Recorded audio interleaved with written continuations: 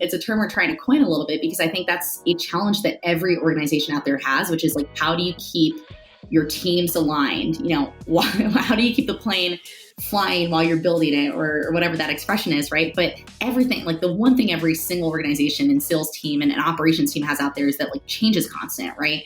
Whether it's in your own product and services, whether it's in your processes, whether it's in your tools, like there is so much change and day-to-day decision-making that people need to keep track of.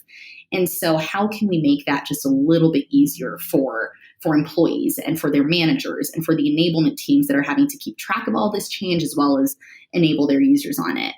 Yeah, it's interesting when you're talking what you just mentioned about, people not even knowing what kind of features are available in their tools. Like I was asking my team member the other day about this feature in Outreach. He's like, oh, I don't know. And, turns out he just hadn't been using that feature for a couple of weeks. And, when it comes to just software not getting utilized, there's a lot of tools out there that measure that. But if, looking at some of the customers that or prospects that we've been talking to recently, like one of them has over 4,000 employees and they have a 70% login rate ever in Salesforce, right? And that goes to show that, just introducing tools, if you don't have the right change management strategy around that, if you don't, properly train your users on how to use them, then it's really hard. And one of the things I was talking with organizations, I'm like, listen, like I can't solve for the fact that people aren't logging into Salesforce, right? Like that at the end of the day, like there's a really interesting Australian study that breaks down, the factors that impact technology adoption. I'll send it to you afterwards.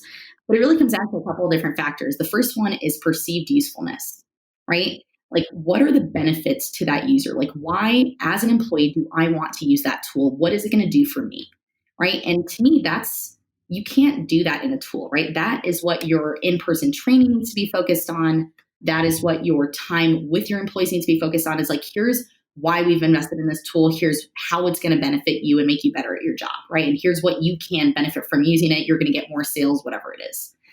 And then there's managerial support, right? So how do you make it easy for them to use the tools, right? And that's where more of, a solution like Spekit comes in, which is like, as I'm navigating the tool, any question that I have is easily answered. And then lastly, it's peer influence, right? And that's why more and more organizations, especially in larger teams, we see have, power user boards or champion boards where they identify like some key influencers in their sales teams or operations teams, either because they're, top performers or because they've been at the company for a long time, or because like people just listen to them. They're that person that, has a lot of friends in the organization. But if you get those people bought into the tools and they can be your force multipliers, meaning when you're, trying to get adoption of a new sales process, they can speak on your behalf rather than your IT team pushing that change or sales ops pushing that change, you can really create a little bit more momentum around the adoption of those tools.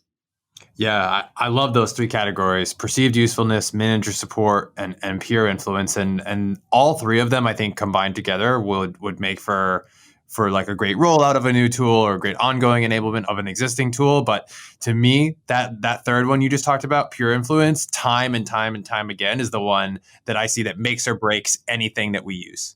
Anything that we use. If we don't have that third one, forget about it. It's not going to make it. 100%. That's what I spent a lot of my time on when I was managing Salesforce and the majority of our tech stack at my last company. Like I was just spending so much time figuring out like who were the people that I had to win over and figuring out like what, literally sitting down with them, watching them work and asking them like, why aren't you using this, right? How can I make this easier? What's something that pains you, right? And just identifying those low-hanging fruit and quick wins that I could potentially like roll out in Salesforce. Sometimes it's as simple as like a button that allowed them to like pull a report, sometimes it's silly, but if you get buy-in from those folks on your team, then, when you roll it out, I'm like, okay, great. I just built this thing you asked me, go let everyone know, right?